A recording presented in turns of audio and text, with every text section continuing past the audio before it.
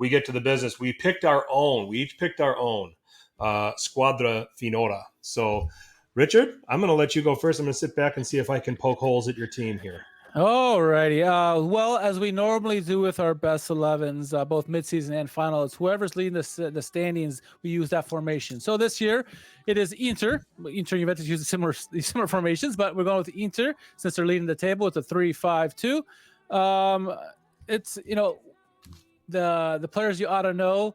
That team had one of every team. This best 11 is probably going to have a majority of a couple teams only, right? But it is the way it is this season, right? So my best 11 in goal, Jan Sommer, a player I've known for a very long time, playing the Bundesliga with Borussia Mönchengladbach. Stepped into Serie A like a glove. He's stepped into the defense like a glove. He's just a phenomenal keeper that continues to do it at his age. And he's had, I don't know how many shutouts. I've lost track of how many shutouts he has this year. He's been so phenomenal in there in goal. With me, the back three, I am going to go Danilo, Gleason Bremer, and Francesco Acerbi. I think this was difficult for me because the defense, there's a lot of good people I could put in there. Some honorable mentions, what I'll mention later. This is one of the toughest positions for me to fill, I think. But I like Danilo and Bremer. I thought really the back three of Juventus, they've been phenomenal this year. Really stepped up this season to really challenge Inter. So I think, Bremer was a no-brainer for me. He was one of the best defenders of the year. I think Danilo had a really great year this year for me. I like Gatti as well, but I didn't put Gatti in this. I think Acerbi has having a fantastic year as well. I almost put Bastoni in there as well because Bastoni's having a great year. But I went with 2 Juventus, 1 Inter, and the back 3. My midfield 5. So I'll start with the 3 in the middle. Hakan Çalhanoğlu is my regista. Phenomenal year. He's cut into another level, and it's hard saying this as a player who used to play for Milan, right? But you got to give him his credit. He stepped into that regista role like a glove. His tackling ability is phenomenal. He obviously has the vision, the passing, the shooting ability. This year he's been perfect from the penalty kick position. So Hakan is regista. And then I'm going a couple Juventinos there. I'm going with Weston McKennie and Rabiot. I think both of those gentlemen have had fantastic years. Rabiot is just continuing having a big year after the World Cup. He's just continuing going on and going on. He's really been one of the best midfielders, if not the best midfielder for Juventus. He sets up plays. He can. He obviously has defensive abilities. He's great in the air, great footwork. But Weston McKennie is the Energizer Bunny for this team. He's a versatile player. He's a box to box, but he can play right wing back. He can play right wing. He can get into the box and play attack if he needs to. He can play any position you need, as Juventus fans have seen this year. He can score goals. He's getting the box. He should have had probably a goal against Roma. Got set up beautifully against Kostic. But he's been one of the best, quietly been one of the best midfielders for Juventus this season, in my opinion, and probably even last year. And he doesn't get enough credit as he does. Rabiot usually gets all the limelight in the midfield there, but McKennie deserves a lot. So that's my midfield 3 with the 2 wing backs. Federico Di Marco, I mean, he is a no-brainer for me. He's the best left back in the league. Teo Hernandez having a low year, but what Di Marco has done this year, that goal from midseason or midfield, fantastic. He's just he's a big game player too. He has Inter written all over him. He's black and blue in his blood. Such a great player. He's getting better defensively as well. So he's all around, best left back for me. And then right back, I could swap McKennie in and out with this position with his next player, because this next player, his best games have been against the best teams in the league. I'm talking about Antonio Candreva. Yes, Salernitana. Candreva, 4 goals, 4 assists this season. He's the only bright spot for Salernitana this year outside of Ochoa. He can get an assist done. He plays any position you need to in the attack, but mostly he's been playing right wing back and right back. And he, even at his ripe old age of 36, 37, he's still getting it done. He's still getting it done. And in the best games, the biggest games, he shows up, as he beat Milan a couple weeks ago. So that's my midfield 5. And then front 2 is the no-brainer. It's the Inter front 2. They're the best in the league. Lautaro and Marcus Thuram, they've been phenomenal. They fit each other so well. They complement with the pace. The Marcus Thuram has the pace and can beat the back line. Lautaro can play like a big man, even though he's small. They're both great in the air. They're both great in the feet. They just find each other no matter what. And Thuram and Lautaro can play with anybody else on that team, but they play with each other so well, and they've played like they've been together for 10 years, and this is only the first season. So those two are by far my first top 2.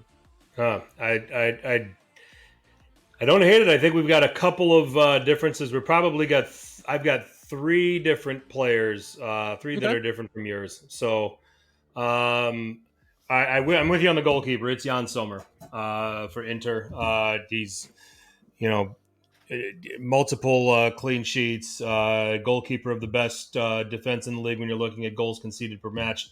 Um, my honorable there is Pietro Terracciano of Fiorentina, who's having an Yep. excellent season Yep. for the Viola. We already talked about Di Gregorio from Monza. So my back three, I'm with you on Francesco Acerbi for Inter. I think he's been just excellent this season. I think Bremer for Juventus, I think he's been the best defender in this league this season. But where I differ with you, I'm going to give the nod to Sam Boikema of Yep. Bologna Yeah. over at Danilo. I think he's been an instrumental part. Again, Bologna has done it with defending, and he has been a big part of that since coming over from the Eredivisie. I mean, what other league can you get the kind of on-the-job training and tactical know-how and things like that? And Boykema has just bought right into it, played really well. Certainly needs to be in the Netherlands plans here in the Yeah. future if he isn't already. Yep. The right wing back position, I just racked my brain and I considered the Candreva thing and thought, okay, not a bad idea. 4 goals and 4 assists for what's been a very bad Salernitana team. I thought about some guys that I could try to pull out of position because I want my team to be functional. Yep. So Giovanni Di Lorenzo makes it because I still think he's the best right back / right wing back in this league. For everything that's gone wrong with Napoli this season, at least Di Lorenzo has been a constant. Okay, there are some moments where he has certainly taken his roastings and things like that, but certain fullbacks, and that's just the state of fullbacks and wingbacks in this league. They all have. Yeah. But until I'm shown otherwise, now Michael Coyote could have made this spot. Nearly made it for me. Yes. And was damn sure close to getting in there. But I put him in the I guess I could have put him in 2 teams. I could have put him in the you better know them 11 and did put them and put him in this team here. You know what? On the fly, this is my team. I get to do whatever I damn well want. Giovanni Di Lorenzo is out. I'm putting Michael Coyote in there. There it is. Okay, Michael Coyote, unprecedented, makes 2 teams. Now, I mean, we've only had Squadra Finale and Crap on a Cracker, so if you made both of those teams, that's probably not good. That'd be impressive. So let me put Michael Coyote there from Fiorentina, okay, just because I think that functionally it works. He's performed extremely well. Yeah. He's been a big part of why Fiorentina have been so successful, so I dropped Di Lorenzo into my honorable mentions. So there you have it. So he's my right wing back. Going into the midfield, I am with you on Adrien Rabiot. I think he's been outstanding in the midfield for Juventus. Can play any one of those 3 positions in the midfield for them. Also can deputize in a wing back role. Like the versatility, like the goal scoring, like the little bit of everything that he can do. Hakan Çalhanoğlu just gets better and better. And now he's playing in a more deeper lying position, and he's proving that he's got the ability to handle it. I think it's a master stroke on the part of Simone Inzaghi to see that he's a fit in that position. Yeah. You had McKennie.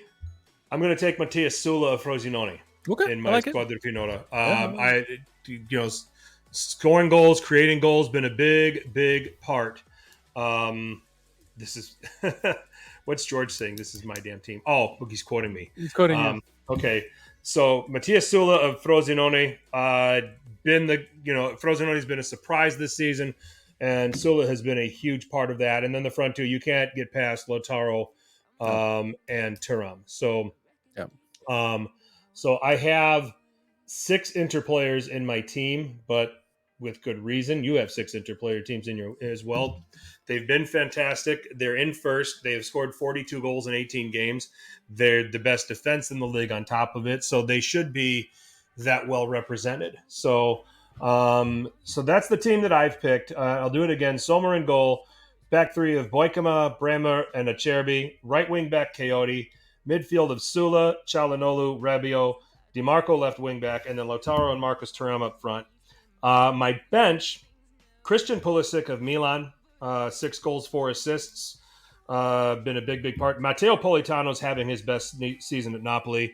I wanted to make sure that he got some recognition for this. Alessandro Bastoni for Inter certainly gets in there. Should mention Henrik Mkhitaryan because he's been really good as well. Yep. You can say the whole starting 11 for Inter really. Yeah. Domenico Berardi of Sassuolo.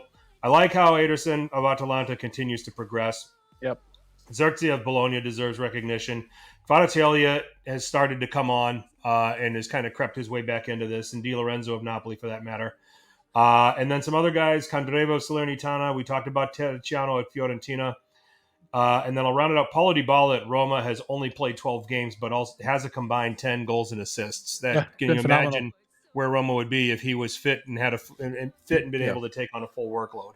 Yeah. And then Jack Bonaventura deserves a place in my honorable mentions. I think he's been very impactful for La Viola. I agree with your honorable mentions 100%. I'm going to add a couple more to yours. Fikayo Tomori has been the best defender for Milan this season, I think. Sure. There'd be nowhere without him.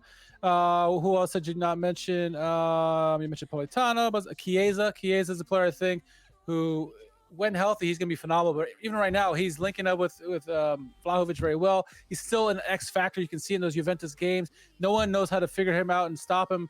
If he can stay healthy, my goodness, he's going to be something special, even more so for the long run. I'm talking about for Juventus and the Azzurri. So good. He's on my list. Who else? Andrea Copani, another Monza player, phenomenal player. He nearly made my best 11 and didn't make he's kind of a no commodity now, I guess, right? But he's a player who's been having an excellent season. And then also I would mention Goodmanson.